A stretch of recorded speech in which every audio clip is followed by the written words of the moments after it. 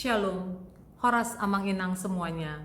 Perkenalkan, saya Nyonya G. Pasaribu Melda Boru Panjaitan dari WIK 4. Puji syukur, kita mempunyai kesempatan bersama untuk mengupas sebuah firman Tuhan dari kitab di Perjanjian Baru, yaitu yang tertulis di Ibrani 10 ayat 23 sampai 24. Saya akan bacakan untuk kita semua.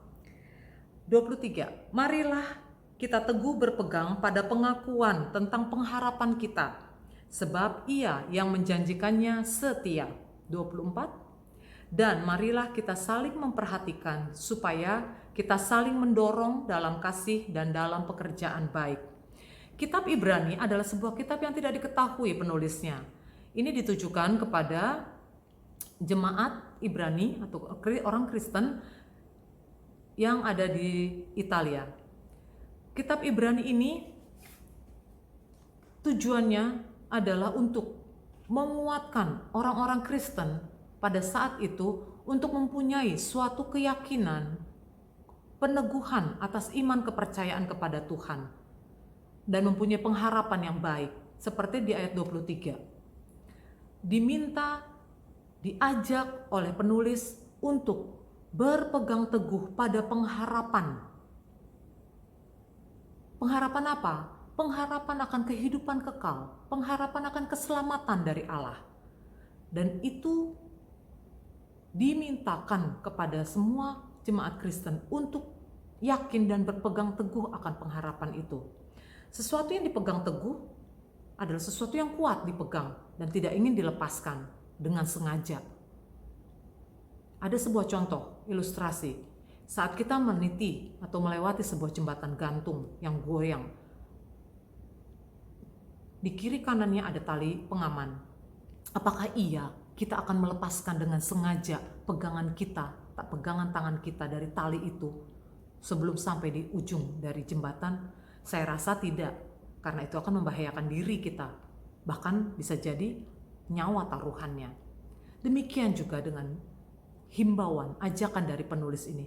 Mari berpegang teguhlah, pegang selalu iman pengharapan, yakin bahwa Tuhan akan setia memberikan janjinya kepada kita, yaitu kehidupan kekal itu. Memang suatu hal yang tidak mudah, berpegang teguh akan sesuatu yang abstrak, tidak terlihat, berbeda dengan saat kita memegang tali di jembatan tersebut. Di sini penulis tahu ketidakmudahan ini, maka dia merasa perlu untuk mensupport, memberikan kekuatan, penguatan kepada jemaat melalui surat yang dia tuliskan. Karena dia tahu bahwa dalam kehidupan manusia banyak hal yang bisa menggoncang iman, kepercayaan terhadap pengharapan kepada Tuhan. Apa saja, bisa saja sakit penyakit, bisa saja keterpurukan ekonomi dan hal-hal lain. Tapi ada satu contoh tokoh Alkitab, yaitu Ayub, dengan segala hal yang dia alami, tapi dia mampu mengupayakan keteguhannya, tetap percaya bahwa Tuhan itu baik. Di tengah kondisi pandemi saat ini adalah satu kondisi yang benar-benar membuat iman tergoncang. Banyak orang yang merasakan, apakah Tuhan ada? Apakah Tuhan itu ada? Baik, Tuhan itu kasih di dalam masa pandemi ini. Justru di dalam kondisi saat seperti ini, kita diminta untuk mengaplikasikan janji Tuhan, keteguhan iman kita kepada janji Tuhan. Di ayat 24 dinyatakan oleh penulis, kita diarahkan, kita diajak untuk mengaplikasikan keteguhan iman kita dengan memberi peneguhan kepada orang lain, yaitu dengan cara memberikan, saling memperhatikan, saling mendorong dalam kasih dan dalam perbuatan baik. Ini waktu yang sangat baik di tengah kondisi pandemi seperti saat ini.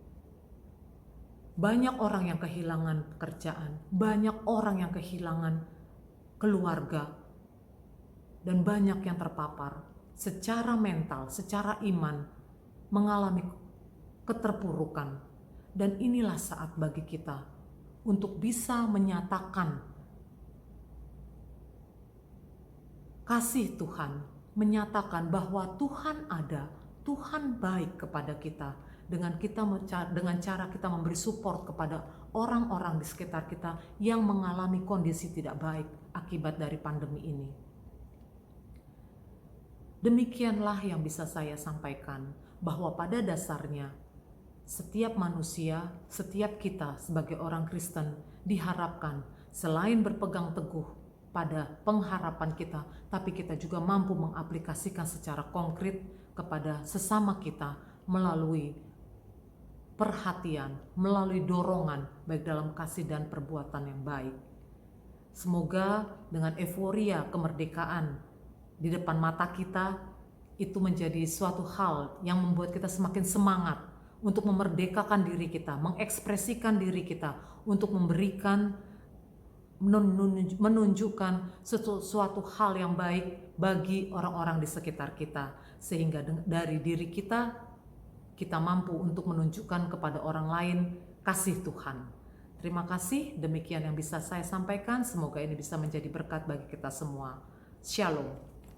Tuhan memberkati kita semua.